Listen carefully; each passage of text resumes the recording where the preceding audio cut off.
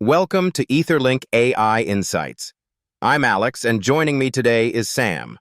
We're diving into a topic that's become impossible to ignore for enterprises across the Netherlands and beyond: AI governance, readiness, and compliance with the EU AI Act. Sam, this isn't a future problem anymore, is it? Not at all, Alex. The EU AI Act is operational reality as of 2024, and the stakes are genuinely high. We're talking fines up to 6% of global revenue for non-compliance, plus reputational damage that can take years to recover from. Yet here's the shocking part. Only 32% of European enterprises have a formal AI governance framework in place. That's a massive gap between regulatory urgency and organizational readiness. That 32% figure is striking. So we have a situation where regulation is accelerating, but most organizations aren't prepared. For Den Haag Enterprises specifically, what does that mean in practical terms right now? It means immediate action is required. The EU AI Act uses a risk-based classification system with staggered timelines. Prohibited uses, like mass surveillance or emotional manipulation, are banned immediately. High-risk systems, which include AI used in hiring, loan approvals, and critical infrastructure, must comply with comprehensive documentation and testing by 2026. By 2027, the full framework applies to everything touching EU residents. So we're looking at prohibited uses already banned, high-risk applications needing compliance in the next 2 years, and universal application by 2027. That's a pretty aggressive timeline. What are the actual compliance burdens enterprises need to prepare for? 4 major areas. First, documentation. You need detailed risk assessments, training data inventories, and system cards for anything classified as high risk. Second, transparency obligations. Users must know they're interacting with AI, and you're legally required to disclose deepfakes and synthetic content. Third, audit and enforcement. National competent authorities will conduct inspections, so you need to be audit-ready. And fourth, data governance. Stricter controls on how you source training data, how you test for bias, and how data moves across borders.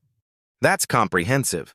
It sounds like organizations can't just bolt compliance onto existing systems. It has to be structural. Exactly right.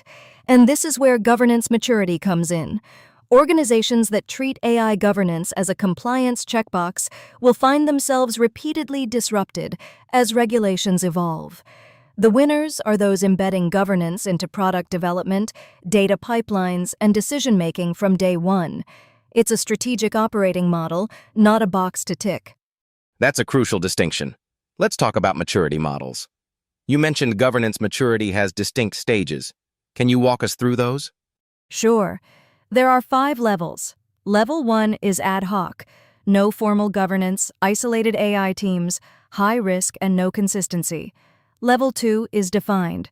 Basic policies and risk frameworks exist, some documentation of use cases.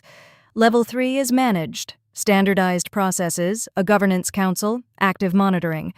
Level 4 is optimized. Continuous improvement with automated compliance checks and proactive risk identification. And Level 5 is strategic. Governance is fully integrated into business strategy and actually enables innovation. Where are most Den Haag enterprises operating right now? Honest assessment? Most are at Level 1 or 2.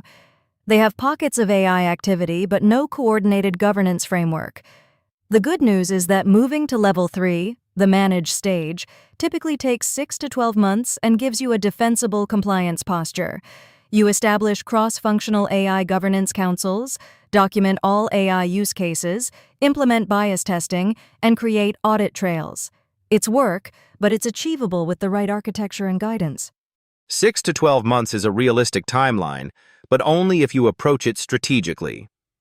I'm curious about something. You mentioned that 68% of European decision-makers view AI regulation as necessary for market trust. That's actually quite positive for enterprises that get ahead of compliance. Absolutely. This is uniquely European thinking. The EU isn't positioning AI governance as a burden. It's a competitive moat. Enterprises that achieve genuine compliance and transparency gain market credibility, customer trust, and reduced legal exposure. In a market where regulatory complexity is permanent, being trustworthy becomes a differentiator. That's actually an advantage if you move first. So compliance isn't just risk mitigation, it's a market opportunity. For organizations starting this journey, where should they actually begin? What does a readiness assessment look like? First step is honest mapping. Where are your current AI systems, what are they doing, and what risk category do they fall into? Then you audit your data practices, sourcing, quality, bias testing. You assess your governance structure. Do you have policies, councils, oversight mechanisms?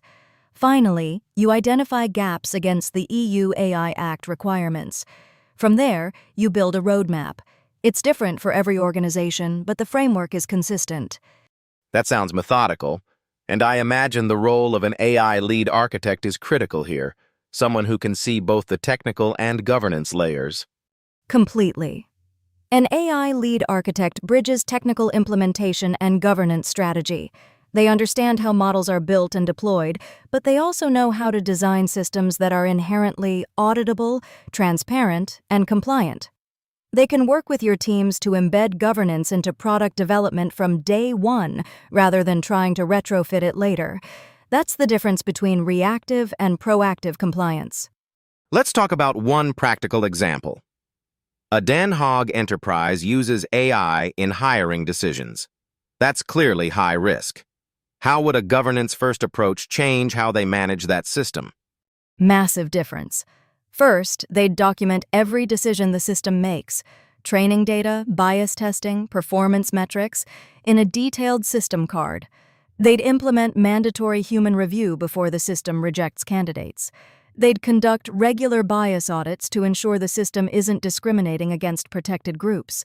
They'd inform candidates that AI was involved in screening their application, and they'd be prepared to explain the system's logic to regulators at any time. Without governance maturity, they'd be flying blind and facing serious liability. That's a concrete example of how governance changes operations fundamentally. Let me ask this. What's the biggest mistake organizations make when they start this journey? Slowing it, they treat compliance as an IT or legal problem rather than a business transformation. But governance affects product teams, data teams, leadership. If you don't have buy-in across the organization and a clear governance council with real authority, initiatives stall. Another mistake is underestimating the data side. You can't build trustworthy AI on poor data foundations.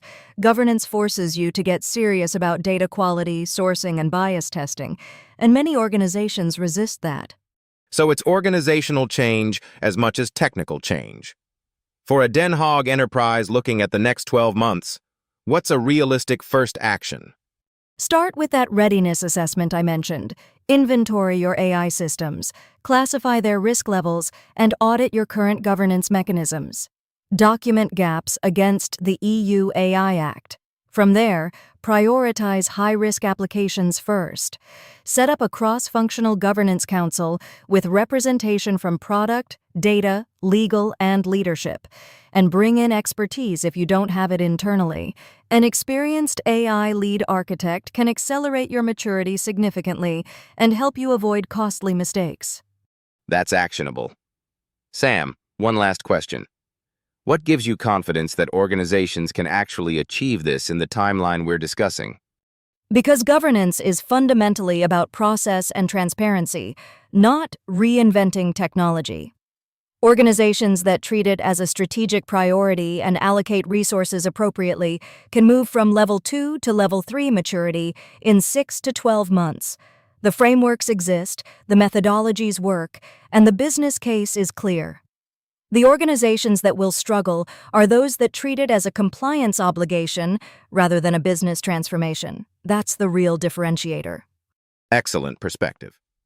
For our listeners who want to dig deeper into AI governance maturity models, risk frameworks, and implementation roadmaps specific to Dutch enterprises, the full article is available on etherlink.ai. You'll find detailed assessment frameworks, compliance checklists, and strategic pathways tailored for Den Haag organizations. Sam, thanks for breaking this down. Thanks, Alex. And to anyone listening, this isn't a problem to solve later. The time to move from reactive to proactive governance is now. The organizations that do will have a genuine competitive advantage in a regulated market. That's it for this episode of EtherLink AI Insights. I'm Alex. Thanks for joining us. Head to etherlink.ai for the full article and more resources on AI governance and EU AI Act compliance. We'll see you next time.